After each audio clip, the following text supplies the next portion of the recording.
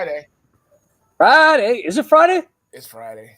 It's Friday. It's Friday in Flint, Michigan, and Friday in St. Pete, Florida. Is that same time, right? Yep. How's it going, Timothy Bulu?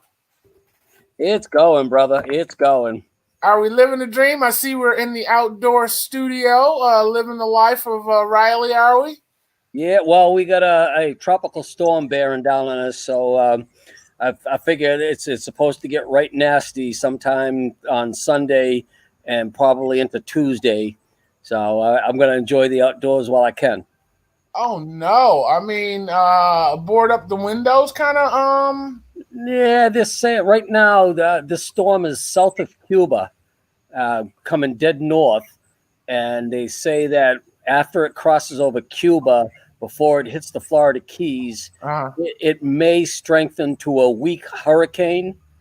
But for my area, they're saying most likely it's just going to be a few inches of rain and storm or wind gusts coming up to tropical storm strength. Now, how often are they correct with their assessment? This particular station is so often correct. It's the only one I listen to in storm predictions. I heard a comedian was talking about the easiest job in the world is a weatherman in Arizona.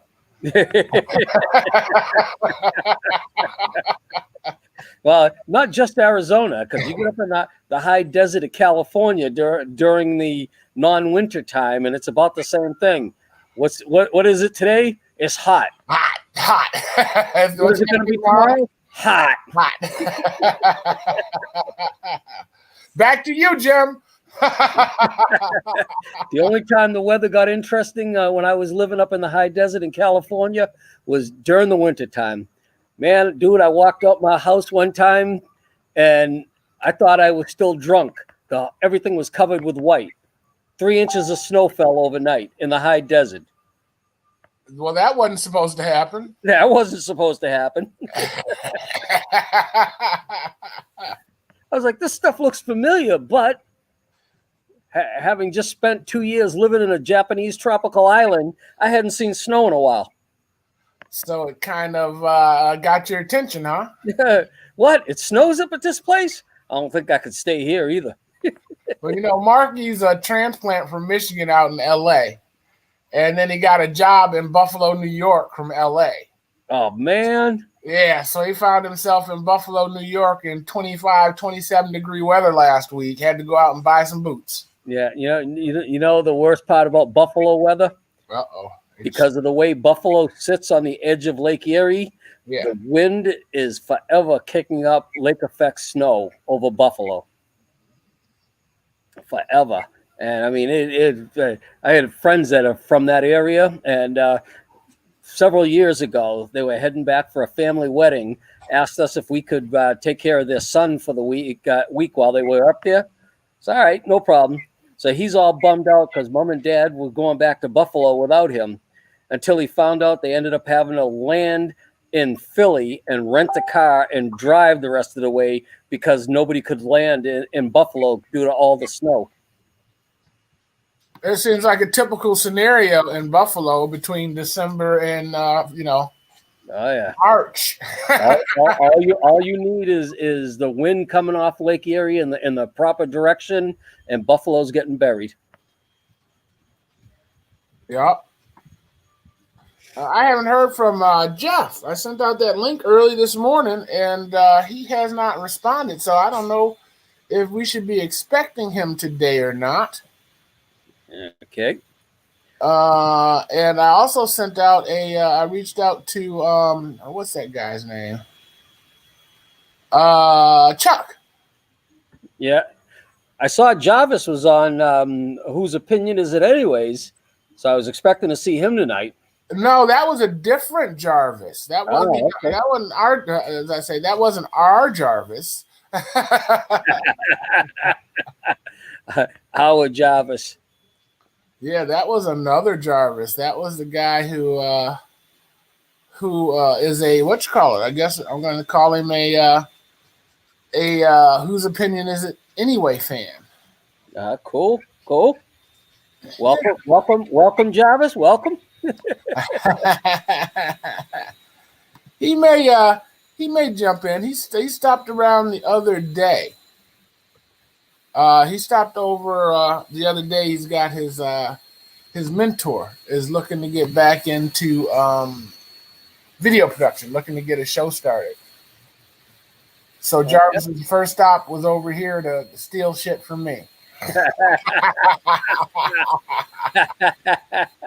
He said, "Man, I got a client that wants," and he says, "You gotta, do you gotta, you gotta this, you gotta that, gotta," and I'm like, "Yeah, I gotta." Hold on a minute. So by the time I walked my head through, I said, "Wait a minute, he's got that beautiful camera. He's got a beautiful Sony 3-chip camera that I bought him, that I encouraged him to buy like 12 years ago. That still rocks. It's a beautiful camera, but he's got to have internet access at his site." I got nothing left for y'all, and that's really not fair. I need to stay off of. Who is that? Is that you? Sorry, man. One of my cousins is doing a live stream right now in Boston, and I've been trying to get him to link up with us on Friday night. I just figured I'd send him the link to see if he's interested in maybe doing a joint live stream. That would be interesting. I was about to say, I don't know if you share your screen, if he will have audio. Yeah. Because there's an option for you to share your screen, and that whatever you're looking at, we'll look at. Hey, what's the what is your YouTube channel? The FOV? Well, here's the deal. I got 5. Oh!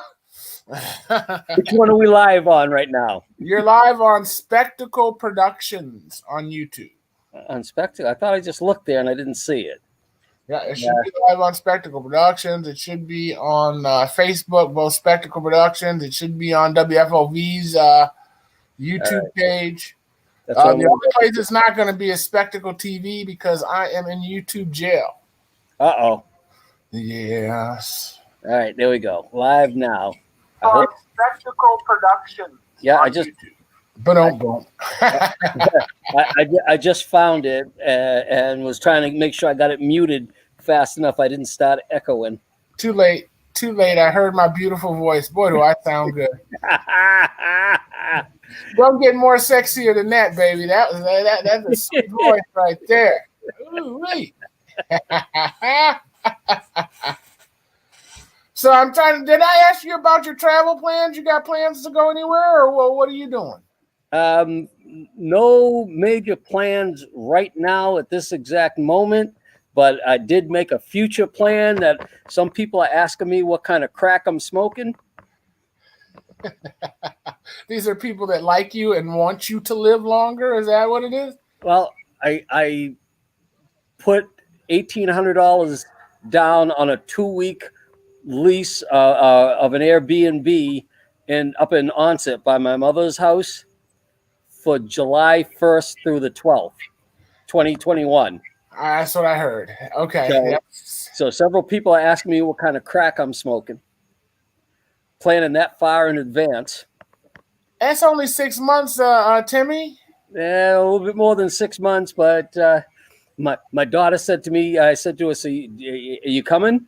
"I don't know, Dad. That's way too far away for me to be planning."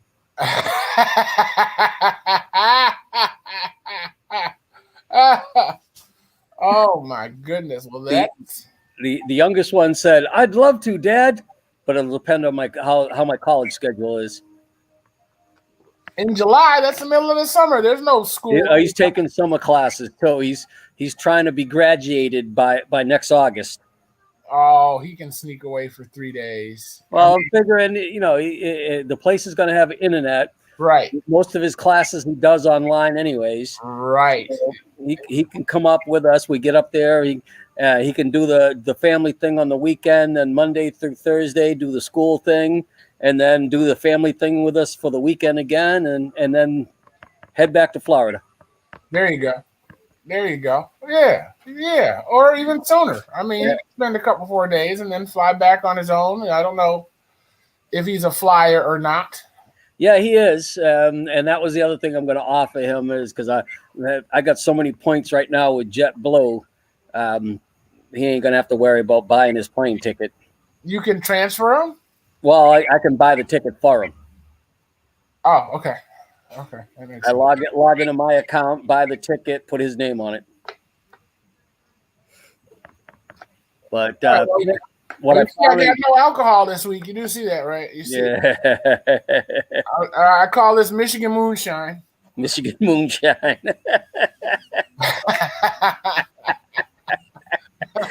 I tell you, one of my coworkers down here was telling us, actually, as a vendor's engineer, was telling me that he and his wife spent their 25th anniversary up in the mountains of North Carolina driving around. And I said to him, well, while you was up there, did any of them good old boys give you any clear jugs with clear liquid in it and ask you to drive it around for them? And he just started laughing. He wouldn't answer it. He didn't fess up to being a moonshine runner, huh? But the funny thing is, as we're sitting here talking on this sales call, all of a sudden I hear a gunshot in the background. And I said to him, what the hell is that? He said, that's my daughter out in the backyard shooting at coyote.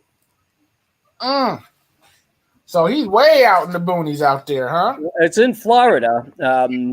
But I think I know the area of Florida he lives in. And yeah, you're out in the, well, I mean, we get coyotes right here in my neighborhood in the city. But his daughter is 12. But the difference is if I pulled out a rifle and shot at a coyote in my neighborhood, you'd be getting that broadcast from downtown jail cell. What's that gray color cinder block behind you? So, in a related note, me and my boy were sitting on the porch. I think it was today or yesterday, and we hear these bells, these church bells ringing. And I said, "Oh, that's pretty cool. You know, we can tell that it's noon by listening for the church bells." He says a lot of communities can't do that. And I says, you know what else we can do? We can tell it's 2 a.m. when we hear the pat, pat, pat, pat, pat, pat, pat of the gunfire. So we got two kind of chimes in Flint that let us know what time it is.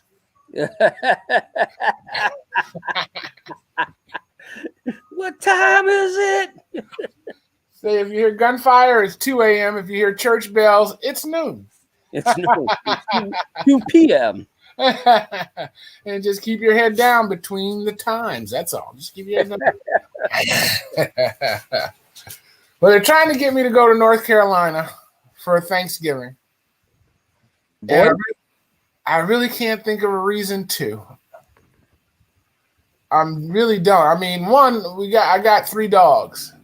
So we can't just go in one car off, Andy, Paul, and myself, 3 adults and 3 dogs in one vehicle ain't going to cut it.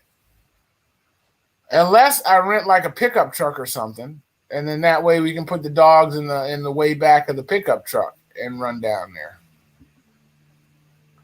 The other thing is it's just one Thanksgiving. I think I can give up one Thanksgiving to avoid any possibility of contracting COVID, because if I get it, it's not going to be good. You know what I mean? Yeah. Where they want you to go in North Carolina? Well, Angie's family is hosting a Thanksgiving dinner. Where at? In Raleigh, I believe. Okay. In Raleigh, North Carolina. And again, I don't even know if they've got quarantine rules. Are we going to have to sit there for 14 days once we get there? Not the last time I heard. But you always got to keep checking. Well, now that we're in November, if they make any changes, it's going to be an emergency change. Like Massachusetts will pop up these emergency changes that go into effect next Monday. Yeah, in 2 days, right? The 48-hour notice. I think they just do that to bolster the traffic in the grocery stores. And I tell you, I thought sure enough they was trying to start another one. I started seeing all these news reports about all these people expecting all this violence and rioting and whatnot on Tuesday night and Wednesday. So people are out stocking up at the stores, and I'm like, oh man, the shelves are going to be empty again because here goes the news media creating chaos where there isn't chaos. Yeah. I mean, I even heard on NPR they were talking. The story was about people buying guns and ammunition. Oh, that was for real. Right, and their motivation and why. But I mean, I understand that's fear mongering on top of information at the same time, kind of thing. Yeah, well, that's kind of double sided. Like the guy that I heard in Walmart that day, he was if somebody fear mongered him, and he was scared, and so he was not going home that night without having some kind of a firearm. But a lot of the guys that I know that are regular gun owners, enjoy shooting and everything, their fear is that because of some proposals that they've heard, that what's going to happen is ammunition is going to become scarce and expensive, and so they're stocking up now, and on that premise that ammunition is going to become scarce and expensive. Well, ammunition has already been scarce, man. I'm telling you, what was it, like 5 years ago? I built a garden next to the house, and we had groundhogs. Okay. And the young man that I had in charge of the garden, he was a hillbilly. He was a hillbilly. I'm sorry. A hillbilly in Flint? And he was a misfit. He was definitely a misfit. Okay, if you think about the little Christmas Carol, that's who he was. He was that guy. But I liked him. He was unique. Okay, he would wear dresses and skirts, and he would be out in the garden. He almost got killed. Okay, he was out. I mean, I can't remember what black movie was on, but there was some black movie on television, and he was out in the field on a log with a whip, practicing how to use the whip, and the people that were walking by were taking it as if he was threatening them to whip black people because of the atmosphere from this movie that had played. So we had to save him from some folks on that account. But to make a long story short, he had a .22 rifle, and he wanted to shoot the groundhog, and I told him it was illegal to shoot the groundhog. He said, not if I eat it. I said, you're going to eat it? He says, yeah, it's good eating. I've seen a couple recipes online. So I said, all right, man, I'll get you some bullets. It took me 4 months, Timmy, to get 22 bullets. Every time I go somewhere, they'd say, man, you literally have to be standing here when the shipment comes in. That's how fast they go out. So that's been going on for almost 5 years. For at least, I don't know if it's just the 22 size bullets that have that issue. Guys, I know they were 9mm. They were having a bad time trying to find 9mm rounds. Well, my friend makes his own bullets. Yeah, that's what one of my friends does. He does a lot of reloading, and whenever the guys get together to get out of the range to go fire, he comes with a canister full of rounds, and they pay him for the rounds and then police up the brass. Hey, girl. Hey, Tim. Hey, Paul. How are y'all? I'm doing better now. I got so tired of looking at Timmy. My God. Now, listen, boys, watch your language. We've got 2 little ones in the room and a whole room full of women. Say hello, girls. Where are the ladies? I do more than that. You can't tell me you're in a room full of women and just flash them like that. That's wrong. Well, here is Diana. Where's This is Paul. Tim. Hi, Diana. Oh, you're 6 feet away, too. How you like that? Hi, Diana. And this is her daughter, Nadia. Well, hello, Nadia. How are you? Nadia, smile. That's not a smile at all. That's what you're gonna get. This is Samantha. Hello, This is- Samantha. Hello. Good. And you know, Paul, you know Samantha. Paul Jr. knows her. Samantha, did you work the election? What was that? Did you work the election, Samantha? Oh no. I went on a walk. What is it called? Not a protest. What's it called? Oh, like a demonstration, you went out. I went with Paul and Briante for Black Lives Matter at in Lansing. Oh, okay. Nice. A march. Oh, a march. Yes. Very cool. Yeah. I ain't mad at you. More power to you, baby. More power to you. Yes, and then this is Hope. Hi. Well, wait a minute. There's a party going on. I wasn't invited to. Hi, Hope. How are you? Good. How are you? Great. Are you helping her break in her house? I mean, Breaking. Well, I don't know. We're just doing art, like a get together. Yes, it's a girls' night. Yeah. Did you show them all the stuff? I will. I'll show y'all. We've got a whole floor of There's wonderful things. Aria, I will get you, honey, right now. We've got all kinds of great creativity happening here. Did y'all see that? Oh, bye. No, you're there. Okay. All I could see was me. It's like, where'd you guys go? She's like, I'm sorry. I'm a director. I was trying to highlight the art supply. Right. Got you. Yes. So, and also, this is Samantha's little girl, Aria. And Nadia would like to show you her beautiful piece of art. I'm a little fuzzy though. Can you see it? We're going to go away. I'm going to go in on it. Okay, you're going in on it. It's got live stuff on it. Oh my God, kill it. What is it? Hold it like that. This is collage art that Nadia has made. There's feathers on it. Is there anything attached to that feather? Like did she stick a caterpillar on her thing? A bird. A bird. The feather is Not a real bird. sticking out. Yeah. I Not a real bird. I like it a lot. Okay, so, I got $5 on it. Nadia, you would have just sold your first piece of art. Your first piece. That's awesome. And then this is Aria's little piece. Nice, Timmy. You're gonna have to sit on that one. I'm out. Huh?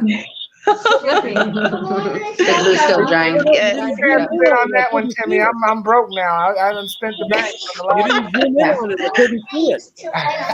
Yes. So now here's the question that brings to mind. Oh, yes. Are you doing You this? are the best friends in my life. Oh, we are having a girls' night and lots of art going on. Lots of creative expression. It's all about women's empowerment. And yes. Why do you keep doing that? John, there you are. I thought that the girls' night was when you guys sat around and talked stuff about us. We do that too, but we haven't done that not tonight. mostly. No, we no. What was that, Diana? Just a blank piece of paper. No. You heard it. Simply no. I'm thinking this is a setup, Timmy. I'm thinking this is a setup. Sharima, Yes, Tim. if anybody knocks on the door, it's not a girls' night party. It is a protest, an anti-women protest.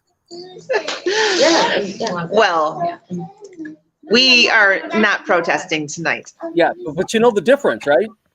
You're not supposed Tell to me more. have parties, but they don't care about protests. Is that a canvas?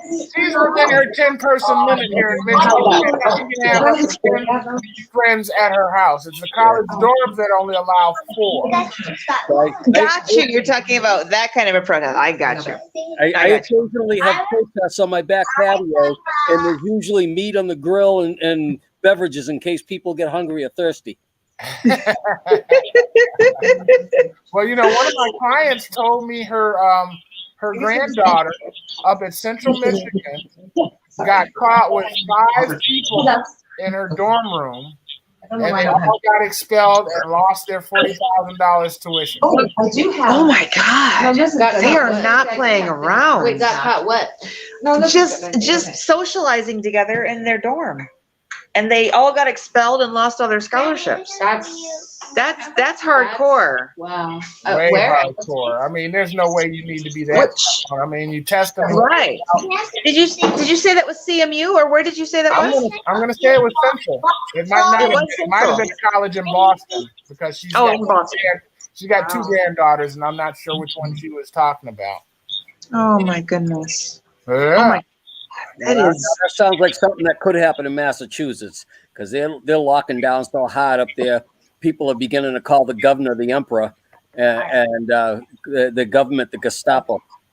Ouch. Ouch. Are you going to work now, Tarima, or are you still working from home? No, we're working remotely.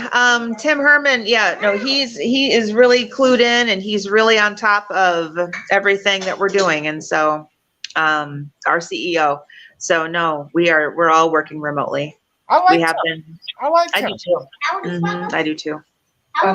Yeah. Sure. Yeah.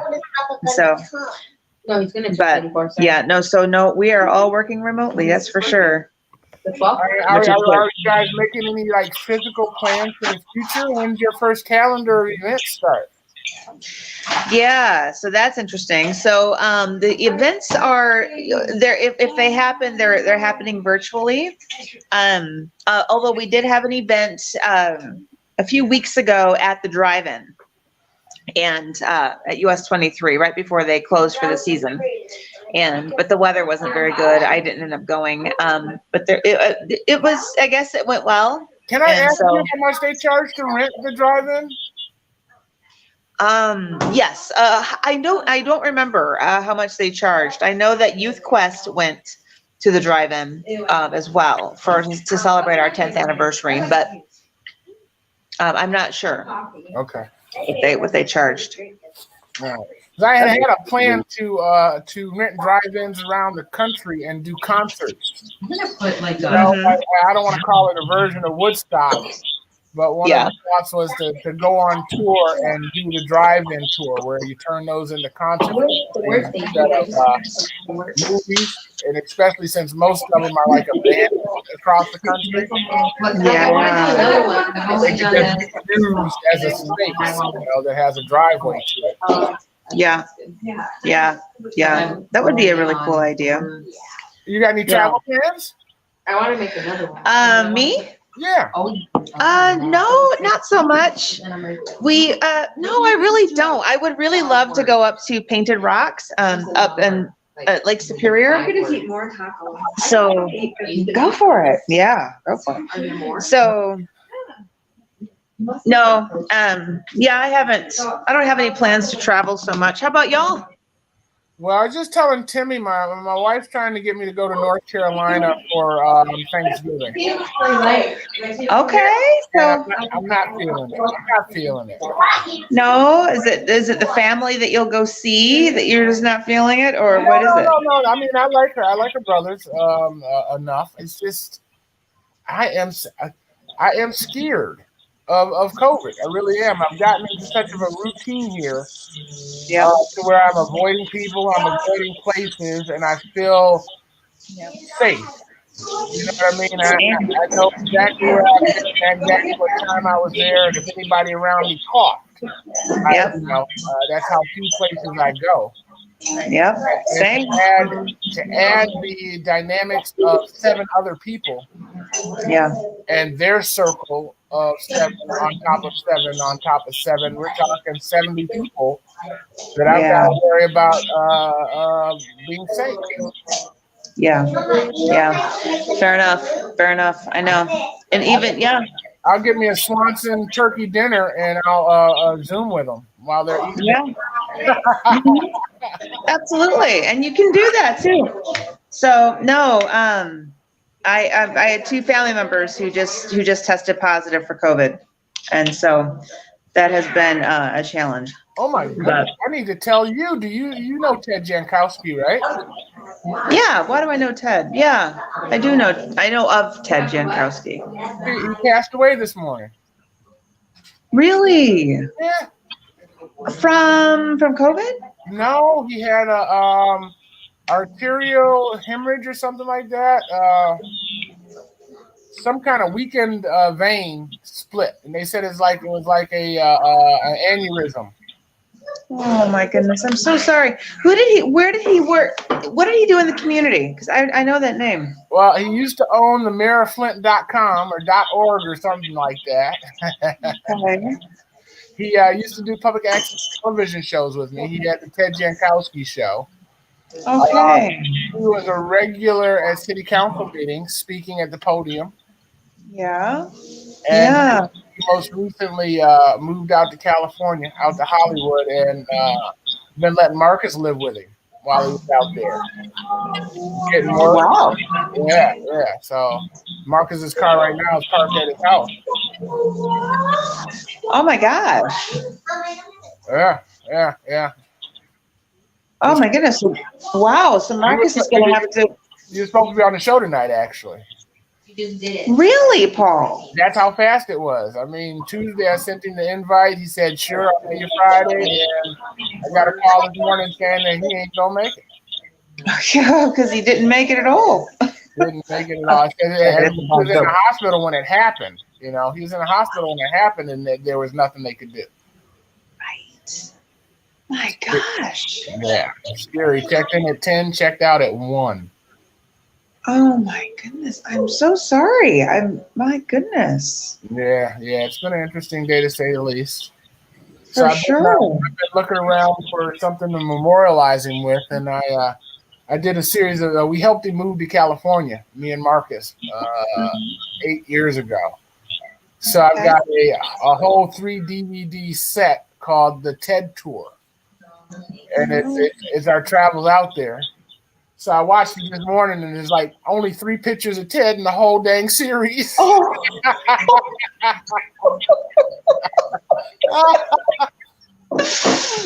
I'm like, maybe I should retitle this. So I've asked Marcus to send me some photos, and Paul's going to see if he's got any photos, and I'll try to put a little memorial piece together for him. Yeah. Am I right, buddy, man?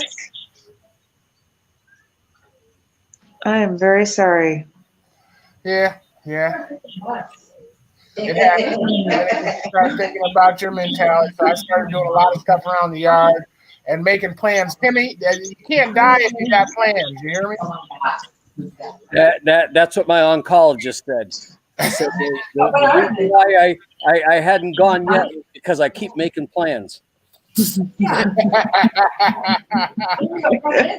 That's all I'm saying. I'm following in the footsteps of the expert procrastinator.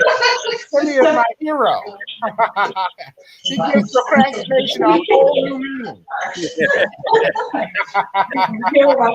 I can't go before July now because I've already paid for the house up in Mass for the 2 weeks and reserved a rental car. And if you reserve a car through AARP, you have to prepay the insurance. It's half the price of paying the rental car company. You got to prepay. Well, you can always make sure that you have a shipping container so you can go anyway. You know what I'm saying?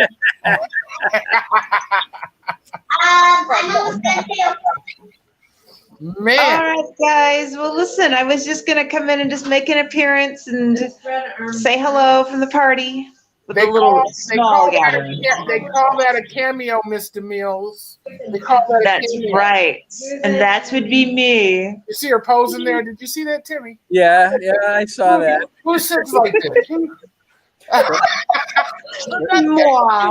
Who does That's okay, Sharima. I'm glad you came in and added some beauty to the show.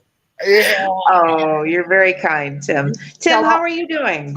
I'm doing pretty good. I have good days and bad days, but I wake up every morning, and I guess that's what counts. Okay. Yes, absolutely. Absolutely. I'll tell All Jarvis right, you said hello. To say hello to who? I'll tell Jarvis you said hello. He may be jacking in. Okay, great. Yeah, please do. Please do. I haven't talked to him in forever. He's trying to get Pastor Wheeler's show up and running, so he should be in here being nice to me. I don't know where he is. He should be in here though. Do I hear an or else in there somewhere, Paul? No or else's. Come on, these are clergy. I can't threaten the end of a cloth. When did you become so, actually having something for sacred cows? You got to respect the office. That's all I'm saying. When he went over 55 and started realizing he's on the downhill slide. I like to hedge my bets, ladies and gentlemen. I keep 1 foot on both sides of the line. You hear me? Just in case I got it wrong. Oh, you are so funny. Why risk it? That's all I'm saying. Why risk it when you can? I agree. No risk it, no biscuit. Right. You can walk the line. You can walk the line, baby. Uh-huh. All right, Sharima. We'll talk to you later, darling. All right. See y'all again. All right. Bye-bye. So, Tim, I avoided all this political stuff. I stopped watching TV election day at 7 o'clock when I left to go vote. Now, I arrived at my polling place approximately 7:40 with ample time to vote. I was the last voter in my precinct in Flint, where the 5th precinct. What time does your polling place stay open till? 8 o'clock. Oh, okay. 8 o'clock. So I was the last person to vote. There are 1,600 registered voters in my ward, or give or take. What number voter do you think I was, Timothy? 1,599. You must think we're Vermont. Well, you think this is New Hampshire, dude? Let me remind you, I'm in Flint, Michigan. Yeah, you said there was 1,600 voters in your precinct. I said you were 1,599. I could only wish. I could only wish that 1,599 people voted before me. You have 100% in your ward down there in St. Pete's? What do you got, a 2%? Hell, yeah, it's probably about 55, 60%. No way. That's brilliant. Voters? Turnout. No. I mean, I'm talking turnout. It's tough, man. Like where I vote, there's actually 2 different precincts that vote in the building that I vote in. So I have to make sure I go in the correct door. My sister Cindy lives less than a mile away from me. She's in a different precinct than I am. Right. I mean, you got to have a border. The border is going to be somewhere. You know what I mean? It could be across the street or up the block. That doesn't bother me. I never paid attention to how many voters there are in my precinct. I normally go to my precinct and I'm there at 7 a.m. when they open, and because I do it on my way to work normally. But like 2 years ago, I was going to be out of the country on election day, so I went down and voted early. And it was such a great experience going down to the county supervisor's office, walk in, walk out 10 minutes later, completely voted, that I decided to do it again this election. And my daughter and my sister Cindy and I jumped in my daughter's Prius and went downtown, and we went in. We were done in about 15 minutes and then went to breakfast. Nice. So you got a new way to vote, huh? Yeah, I wonder why it's taken so long, or it took so long to come to this idea of the early voting. Florida does the mail-in ballots. I'm okay with too, because they don't just send a live ballot out to every registered voter. They send out a card. You have to fill the card out and sign it requesting a ballot, send it in. Then they verify that your mail-in address is correct and your signature is correct and everything. And then they send you a live ballot. Right. So it's not just everybody and there's like That's what they did here, but everybody and their mama was sending you applications. Yeah. League of Women Voters, NAACP, and that don't happen in Florida. Only the supervisor of elections office can send you that request for a ballot, mail-in ballot. Okay. Well, it's controlled who's sending out, and so when the ballot request happens, you don't have like one person filling out 4 different ones because they were like, oh, I already filled one. Well, maybe it wasn't right, so let me fill it out again. Right. I can see. I mean, I can see the confusion because, like I said, I got a slew of them in the mail. And listen, my phone was ringing at least 7 to 8 times a day. Yep. The last week of the election, with people asking me who I was voting for, do I need a ride, would I like a popsicle, just anything. We don't answer the house phone. That house phone is there. That's the number to give when you don't want to give your cell phone number out. That's what the house phone's there for. And that was ringing off the hook all day long. And the killer part was one of the calls that was consistently coming about every hour on the caller ID said FLA Dems. And I'm like, okay, Florida Democrat, State Democrat Party, okay. But then next thing I know, they're texting me on top of calling my house. All right. It's like, okay, because you're not getting a call on my phone, you're going to stop blowing up my cell phone with texts? Yeah, that's exactly what happened. And then I had one that texted me, said, hey, Pamela, blah, blah. And I wrote back, this is not Pamela's phone. And the person immediately texted me back, said, well, okay, are you a registered Democrat? Will you vote like this? And I wrote back, no, I'm a registered Republican, and I already voted for Trump. And it was like, click. That was the end of conversation. No more. No more conversation. 1,600 folks, people. 1,600 folks in Flint. 1,600 registered voters in the 5th Ward in Flint, Michigan. I couldn't be the first one to vote, but I was the last one to vote. Guess what number I was? 2? Close. We increased it by 2. Angie and I went and voted together, so we increased the number by 2. So it was 2 less when we got there than it was when we left. 1,600, Timmy. Come on, 1,600 registered voters. Now, if we were doing like St. Petersburg, we'd have had 800 folks, right? 50%, yep. We'd have had 800 folks voting in our ward. Guess how many folks we had vote in our ward? 5. 176. Okay, and that surprises me only mainly for the one reason. Okay, Joe Biden got afraid enough about that endorsement for Trump that come out of your boys there, Maurice, yeah, that he quickly planned a surprise stop in Flint, Michigan, to try to rally the troops, and I would think that would have driven everybody to the polls. Yeah, I don't know. This COVID thing is kind of weird, so you can't really judge. Did that number also include the people that mail-in voted or early voted? No.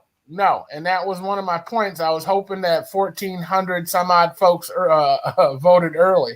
Yeah. I'm going to be curious to see what the final numbers are. My ward always disappoints me.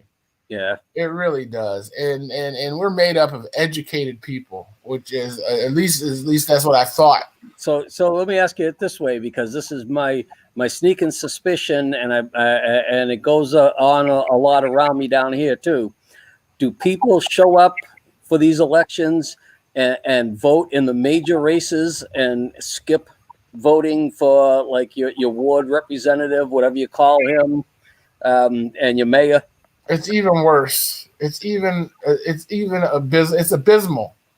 when it's not a major election that's been in the news for forever. You know, our prosecutors and our school boards are barely even. I mean, there's like, 500 people in this town can run the town. If you had a coalition of 500 people and decided to vote in a block, you could rule this town. And that's the thing that kills me, right? Because the biggest complaints that I hear about what needs to be fixed in day-to-day life are issues that are fixed at the local level, not at the federal level. So if you're looking to the federal government to fix what's wrong in your school system, you're looking in the wrong direction.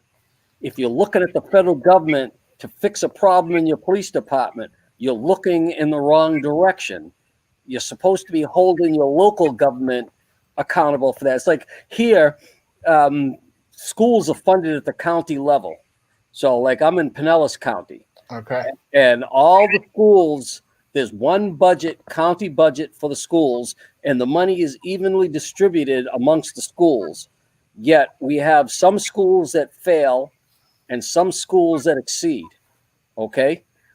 Where's the problem here? Is it the state? Because that's what everybody keeps pointing towards, is the state is the problem. The state is not funding it well enough. The state is not doing this. The state is not doing that. And I'm going, wait a minute.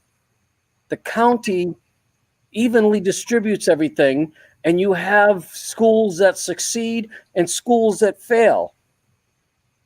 How does that happen? It's not a money issue. It's a leadership issue. You know, my kids, when I first moved down here, my intention was, I still own the house up in Mass, and my intention was to sell that house and put my kids into private school because I just wasn't going to take a chance with a public school education.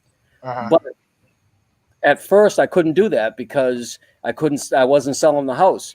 So my son Thomas went to the kindergarten at the public school right around the corner. I got to meet the principal down there, and Miss Proper was her name. And she didn't take any backlip or guff from the students, but she also didn't take excuses from the teachers. So the teachers were expected to do their job, and she backed the teachers up. My son Thomas one time they had this thing called the ABC, Alternative Behavior Classroom. If you were disruptive in a class, the teacher just needed to push the intercom button, and a principal's aide would come down, grab the unruly child from the class, take them to the principal's office to have a conversation with Miss Proper. Then they would go into the alternative behavior classroom, and before they could go back to their mainstream classroom, the teacher and the parents had to have a conference. One time, I had to go in for a conference with my son's kindergarten teacher. One time. I came home and I told him, I said, boy, if I ever have to do that again, you ain't going to be able to sit down. I said, not only did you waste my money yesterday by disrupting that class, you wasted the money of every other parent with a child in that class. But that was the way that Miss Proper ran her school, and these kids were doing great, and it was a succeeding school. Well, then they decided to send her to another school to fix that one because it was failing. They moved this principal into this school, and all of a sudden, 2 years later, this school's failing. All right. So, I mean, that woman was a gem, right? Right. Well, the thing is, what I found out, the difference down here in Florida versus Massachusetts is here in Florida, the principal is the CEO of that school.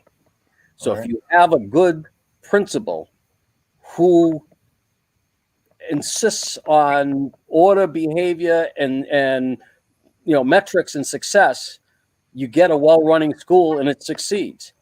But if you get a principal that is afraid of dealing with the parents that call up and complain and doesn't support the teachers, then you get teachers that feel like they got no backing, and pretty soon the school's failing.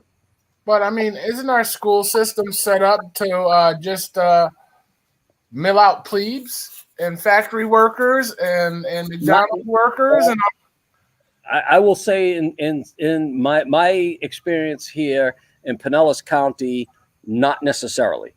It all depends on the principal of the school and what is the tone set in that school and the expectation.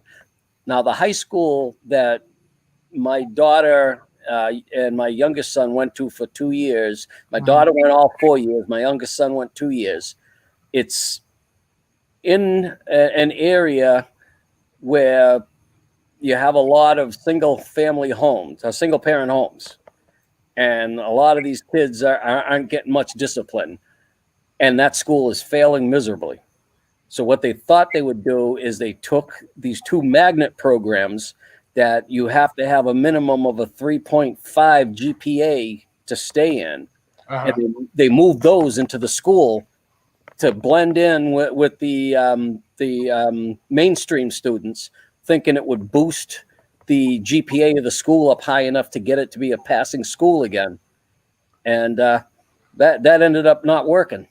So, the opposite happened? No, not the opposite. The magnet schools programs that my son was in and that my daughter were in, they had to maintain their grades and everything, but there wasn't enough students with a 3.5 and higher to boost the overall GPA of the school. So here they are, free breakfast and free lunch for 100% of the student population in this school. And then when my youngest son started there, I go to a meet and greet with the teachers, and I come to find out that not only is it free breakfast, the students don't go to the cafeteria to get breakfast. Breakfast comes to them in their classrooms. Oh, wow. That's to make sure that their excuse, the student doesn't miss out on breakfast because he didn't get up and moving out of his house early enough to get to school and get breakfast before going to his first period class. So they set aside time in first period for them to eat breakfast. Yeah, there's a cart that goes down the hallway, and the students can go out and grab some breakfast and bring it back in the classroom. Yeah, I'm not against being creative. I'm still a little confused about our local school system. I know Flint's got a school district, and then we got a county school district. But the last I heard was that the CEO of the county school district was making 6 figures. She had 3 assistants that were making 6 figures. Yeah, that's the one if you ever want to really, really, really have your jaw drop, because in Massachusetts, the school system is funded by each individual town or city from the real estate taxes from that town or city. Right. So one of the things that the teachers union is extremely strong up in Massachusetts, and if you don't get the blessing of the teachers union as a politician, you're not going to get elected to anything. The city of Boston appointed, this is 1995, 96, I'm going back to, appointed this new superintendent of schools, guy by the name of Federico Pena. And he said, first thing he did, he come in is, the question was how, and this is, like I said, back in 95, 96, Boston spending over $9,000 per student. And yet the system was failing. And he said when he did his research to try to figure that out, what he realized was that there was 11 layers of bureaucracy between his office and a principal's office in a school. 11 layers of bureaucracy. What he found out was that the teachers union, basically, as soon as you were given tenure, you were promoted out of a classroom into some administrative position, even if it had to be created, so they could go hire a new teacher and put that new teacher in the classroom. So his thing was, that's ending. I mean, he made a public press conference statement. That's going to end. We're going to fix this. I'm not going to have 11 layers of bureaucracy between me and a principal in a school. The next day, the teachers union paid his office a visit. And the next day he said, well, it doesn't look like I'm going to be able to solve that problem. they done threatened him. They told him who runs politics in the city of Boston. Yes, they did. Yes, they did. But you imagine that they $9,500. It was like $9,400 a year per student was what the school system's budget was, but less than $1,000 of that made it into the actual classroom where the student was. Right. I mean, it's too big to fail, Timmy. Too big to fail. Too much bureaucracy. Well, yeah, but that's thousands of jobs lost. If he would have cleaned that up, there would have been a depression in Boston because so many people would have been unemployed. Yeah, a lot of tenured teachers. A lot of tenured teachers would have been on that, so they could only live off their pensions and not the side gig, the re-contract. Now, keep that one in mind because I've had a conversation similar to that with a few people who want to basically clean out and cut the DoD budget, Department of Defense, and I say to them, okay, just think about that. I mean, I'm not against having that conversation if that's where our priorities are, but you better have a plan for all the people you're going to put out of work when you put these defense contractors out of business.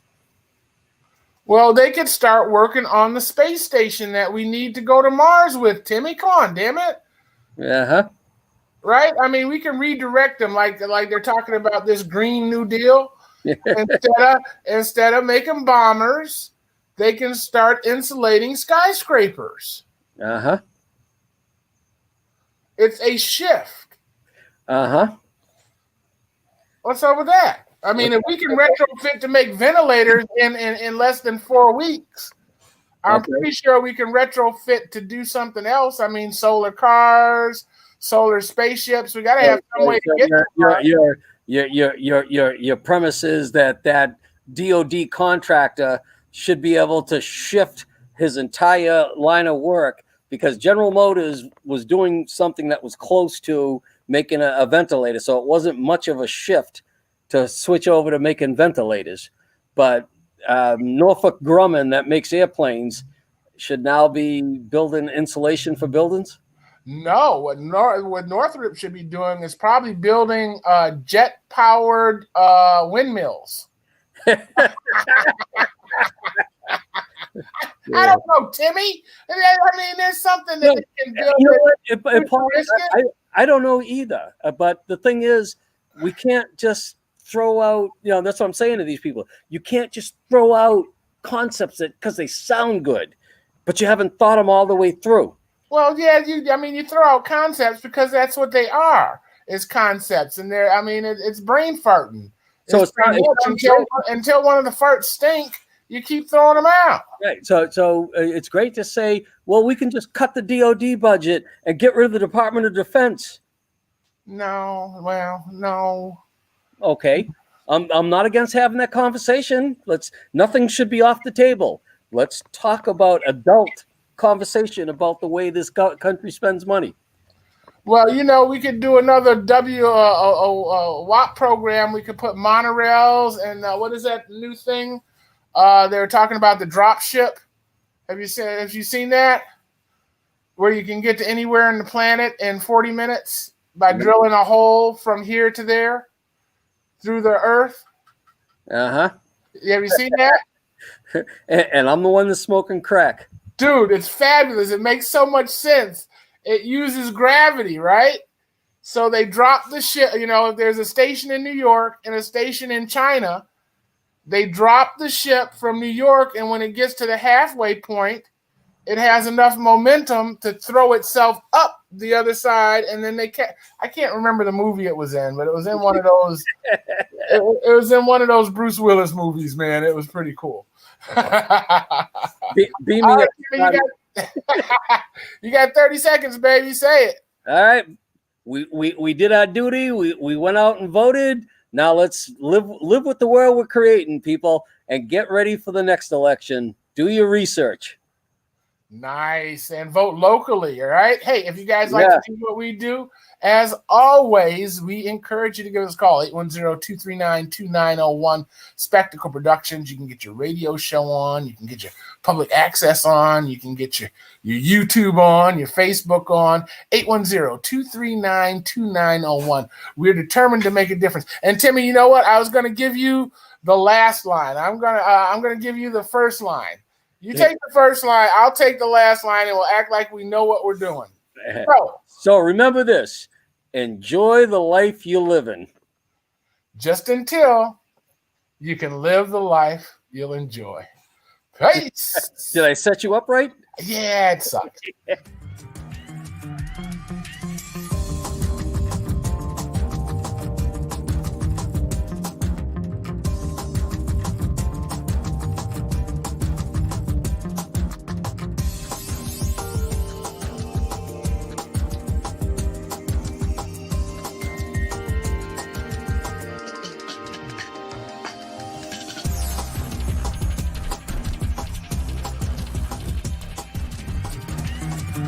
Thank you.